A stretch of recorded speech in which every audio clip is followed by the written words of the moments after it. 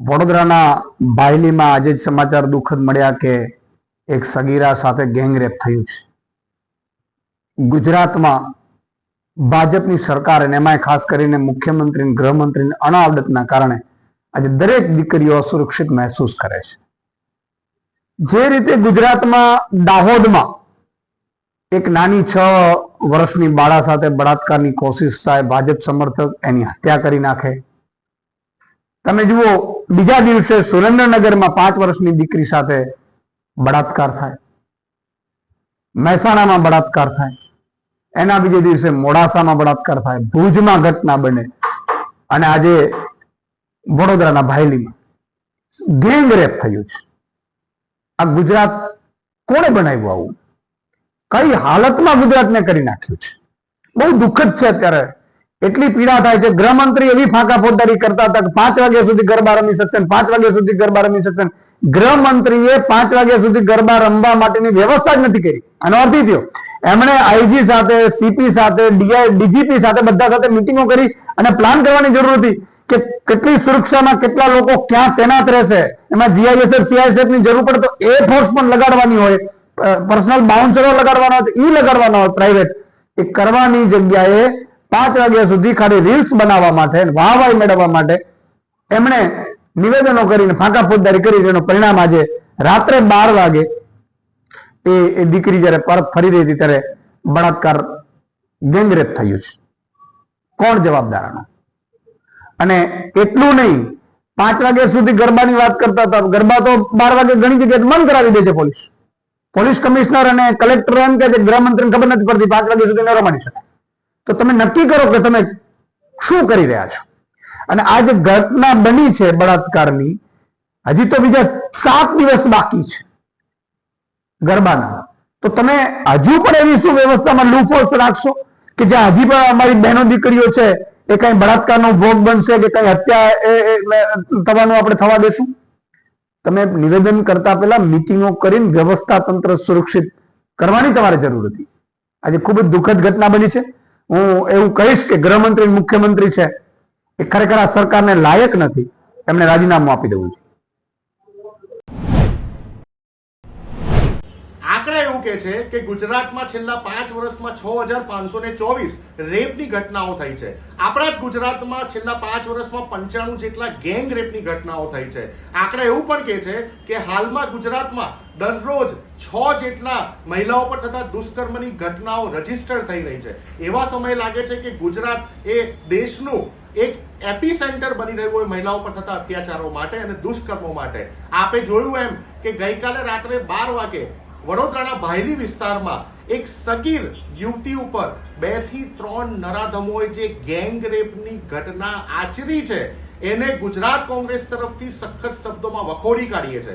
એક તરફથી ગુજરાત રાજ્યના ગૃહમંત્રી નવરાત્રી જેવા પાવન પર્વમાં 5 વાગ્યા સુધી ગરબા કરવાની વાત કરે અને બીજી તરફ જે ગુજરાતના વડોદરાના એવા વિસ્તારો કે જ્યાં પોલીસ દ્વારા પેટ્રોલિંગ નથી કરવામાં આવતું અને જાહેરમાં દુષ્કર્મની ઘટનાઓ વધી રહી છે.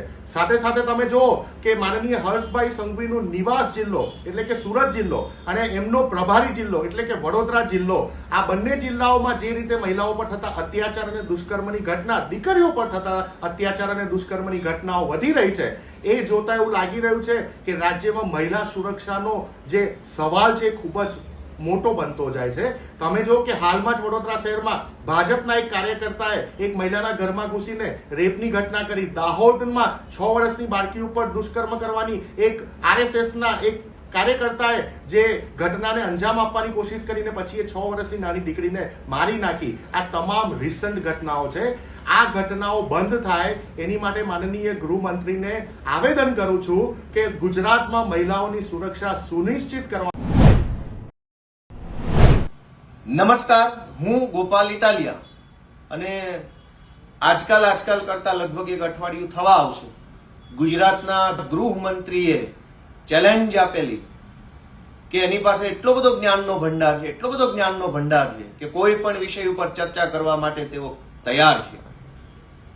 આ ચેલેન્જને મેં સ્વીકારી અને મેં એવું કહ્યું કે કોઈ પણ વિષય ઉપર તો ચર્ચા કરવા માટે હું પોતે જ સક્ષમ નથી, પણ ગૃહમંત્રીની અંડરમાં આવતા ખાતાઓ અને એને લગતા વિષય ઉપર ચર્ચા કરવાની મારી તૈયારી છે, જેમ કે દારૂબંધી, ડ્રગ્સ અને કાયદો, લોકશાહી અને સંવિધાન, કાયદો અને વ્યવસ્થા, જેલ સુધારણા, હોમગાર્ડ, સિવિલ ડિફેન્સ અને પોલીસ સુધારણા. આ બધા વિષયો ઉપર ચર્ચા કરવાની મેં તૈયારી બતાવી, પત્ર લખ્યો, જાણ કરી કે ચાલો ભાઈ ચર્ચા કરીએ. પણ આ અઠવાડિયું આજકાલ કરતા થવા આવશે, કોઈ જવાબ નથી આવ્યો. આમ તો આપણે ત્યાં બે પ્રતિષ્ઠિત પરંપરાઓ છે. એક કે પ્રાણ જાય પણ વચન ન જાય, એવી ઉજળી પરંપરાના આપણે બધા વારસદારો છીએ કે એકવાર બોલાઈ ગયું તો એ શબ્દને સાચા કરવા માટે જીવ આપી દેવો પડે તો કુરબાન છે. પણ એ તો કોણ બોલે છે એના ઉપર નક્કી કરે છે. અને બીજી આપણી ઉજળી પરંપરા છે કે વા ફરે વાદળ ફરે, ફરે નદીઓના વેણ, પણ શુરા બોલ્યા ના ફરે. એ તો શુરા હોય એ જે બોલે એના ઉપર એ બદલાય નહીં, પણ જેને ફાકા ફોજદારી કરવા બોલ્યા હોય તો. પણ હવે અગાઉ જે નક્કી કર્યું હતું કે જાહેર મંચ ઉપર ચર્ચા કરીએ અને એમાં કાયદો, વ્યવસ્થા, પોલીસ સુધારણા, દારૂબંધી, ડ્રગ્સ, સંવિધાન, આવા બધા વિષયો ઉપર ચર્ચા કરવાનો મેં સામે ચાલીને પ્રસ્તાવ આપેલો. કેમ કે ગૃહમંત્રીએ ચેલેન્જ આપી કે કોઈ પણ વિષય ઉપર ચર્ચા કરવા, પોતે ભલે 8 પાસ છે પણ એની પાસે એટલું બધું જ્ઞાન છે, 8 પાસ હોવા છતાં એટલો બધો જ્ઞાનનો ભંડાર કર્યો છે કે કોઈ પણ વિષય ઉપર ચર્ચા કરવા તૈયાર છે. તો મેં તો કોઈ પણ વિષય નહીં, ગૃહમંત્રીની અંડરમાં આવતા વિષય ઉપર ચર્ચા કરવાની તૈયારી બતાવી, પણ ગૃહમંત્રીએ એમાં કોઈ પણ પ્રકારનો રસ લીધો નહીં. એટલે હવે મને એમ થાય છે કે હવે આપણે ચર્ચા તો કરવી જ છે. ગુજરાતની જનતાને કંઈક જોવા, જાણવા, શીખવા, સમજવા મળે એમાં કંઈ ખોટું નથી. અને એટલે મારી ફરીથી ગૃહમંત્રીને વિનંતી છે કે આ વખતે કાયદો, વ્યવસ્થા, સંવિધાન એના ઉપર ચર્ચા નહીં કરીએ, પણ ગૃહમંત્રીને મનગમતો વિષય કે જેમાં કોઈ તૈયારીની જરૂર નથી, કોઈ જ્ઞાનની, કોઈ આવડતની, કોઈ સમજણની, કોઈ વસ્તુની જરૂર નથી, ખાલી માત્ર ફાકા ફોજદારી કરતા આવડે એટલે તમે ચર્ચા કરવાને પાત્ર બની જાઓ, એવા વિષય ઉપર પણ માનનીય ગોપાલભાઈ ઇટાલિયા ચર્ચા કરવા માટે તૈયાર છે. ગોપાલભાઈ ઇટાલિયા ગૃહમંત્રીએ ફેંકેલી ચેલેન્જને સ્વીકારે છે અને હું બીજી વખત વિનંતી કરું છું કે હવે આપણે લવ જેહાદ, હિન્દુ વિરોધી, પાકિસ્તાન, ગદ્દાર, દેશ વિરોધી, વિધર્મી, બુલડોઝર, દબાણ, આવા તમારા મનગમતા વિષય ઉપર ચર્ચા કરવા હું તૈયાર છું. લવ જેહાદ, વિધર્મી, ધર્મ વિરોધી, હિન્દુ વિરોધી, પાકિસ્તાન, દેશ વિરોધી, આ તમામ વિષય ગૃહમંત્રીના મનગમતા વિષય છે. કેમ કે આમાં અનુભવની, જ્ઞાનની, આવડતની, ભણવાની કઈ જરૂર નથી. 8 પાસને છાજે એવા આ વિષય છે. એક અભણ અંગૂઠા છાપ 8 પાસ ઠોઠ માણસ, જેને અમારી કાઠિયાવાડી ભાષામાં ઠોઠ કહેવાય, ઠોઠ માણસને 8 પાસને છાજે એવા વિષય ઉપર ચર્ચા કરવા માટે માનની ગોપાલભાઈ ઇટાલિયા તૈયાર છે. હું ગુજરાતના ગૃહમંત્રીને વિનંતી કરું છું કે બાપા હવે તો ચેલેન્જ સ્વીકારો.